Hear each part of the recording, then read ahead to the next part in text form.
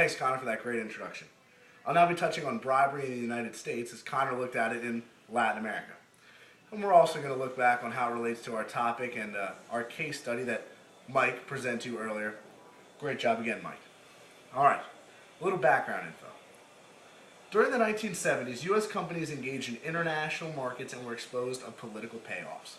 Now, at this time, bribery was not illegal, but these payoffs were not okay.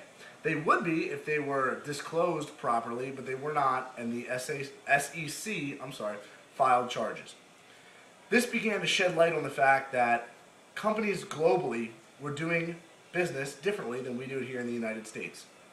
Bribery is a way of life in other countries, and obviously it's not here, and it became apparent that the two weren't matching up. The U.S. has now decided that it's going to crack down a little bit and come up with some rules and regulations to make sure that this bribery does not exist anymore, and if so, it's much more petty than it is, here and as it was in 1970. The defense that these companies gave that were charged with these fines and these stipulations by the SEC said that if we don't pay bribes, we don't do business. Now, the reason for that is the fact that many countries view bribes very differently than we do, and to them, it is nothing. It's not unethical, it's not wrong, it's just simply the way it is.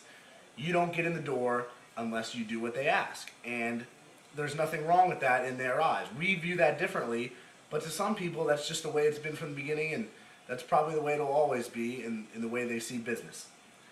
Now, while bribery was thought of, and still is thought of basically, as normal in some of these places, it's becoming highly criminalized. And a lot of the corporations and organizations that are criminalizing it are the Organization of Economic Cooperation and Development, the Organization of American States, and the United States Convention Against Corruption.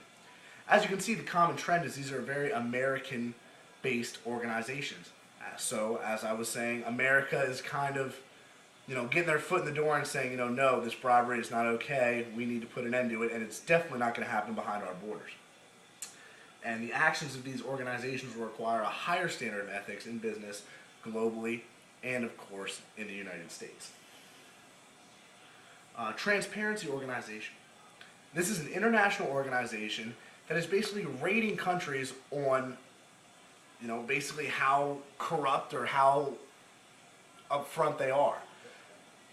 Country A might be very open, very upfront with all their financial information, the money they want, the money they'll be willing to give, their imports or exports, and that company would receive a very high number on a 1 to 10 scale by this organization. Now another company, for example, Somalia or North Korea, who score the lowest you can, which is a 1, would be very bribery prone and, in the eyes of this company, very corrupt. This organization's goal is dedicated to curbing corruption through international and national coalitions and encouraging governments to establish and implement effective laws, policies, and anti-corruption programs. It conducts international surveys to find perception of corruption in most countries. So I don't know if you can really see this chart via our television, but New Zealand scores a 9.5, very, very good in the eyes of this organization and very good in the eyes of the United States. And as I said earlier, Somalia and North Korea would score extremely low. Different types of bribery. Now, the first type that I'll go into is defined basically as bribery, which is the voluntary offered payment offered by someone seeking unlawful advantage. Now, an example of this would be if a certain company says to a representative from another country, hey, don't say that product that's going on that shipment is as of the high quality that it is, maybe bump it down a few grades.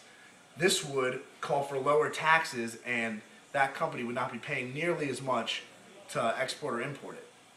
Now, they'd be paying a small bribe to the person that is making that decision, which is obviously an unlawful and unjust decision, but in the long run, they would save a ton of money. Now, this is obviously illegal, and it's something that the U.S. is trying to stop. Another type of bribery is extortion.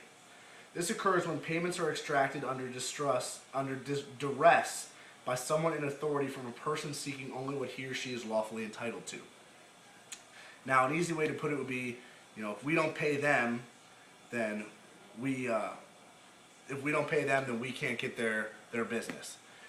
Now, that might seem very simple, but it's extremely wrong. It's extremely unethical, and it honestly might be even worse than bribery in a way, because these organizations or companies or even countries of high power are raising the bar, raising money, saying, pay us, pay us, pay us more, more, more, and people are unable to do it, and it's extremely wrong.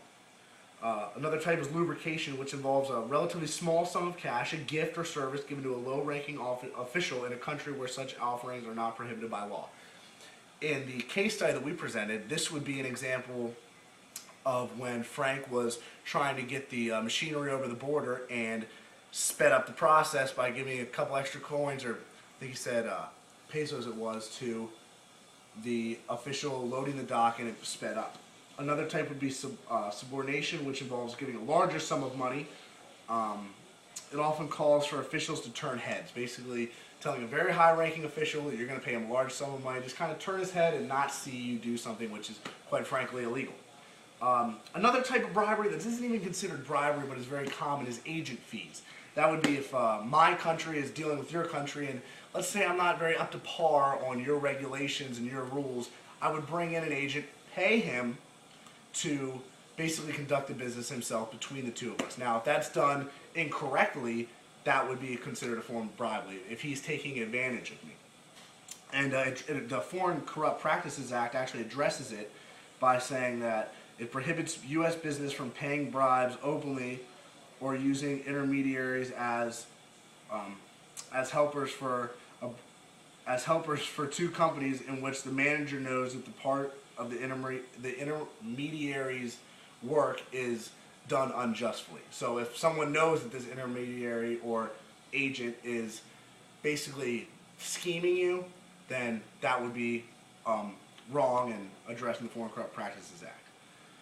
So as you can see in our case study, bribery in the U.S. is extremely frowned upon and extremely illegal, and there are constant ways of trying to end it and make sure it exists no more. And although Frank, tells Bill all the time that, this is basically what you have to do down here, this is the way it works, Bill does have, basically an advantage coming from the U.S. where this is something that is just not at all prominent like it is in other parts of the world. So thank you very much, and we'll be moving right along.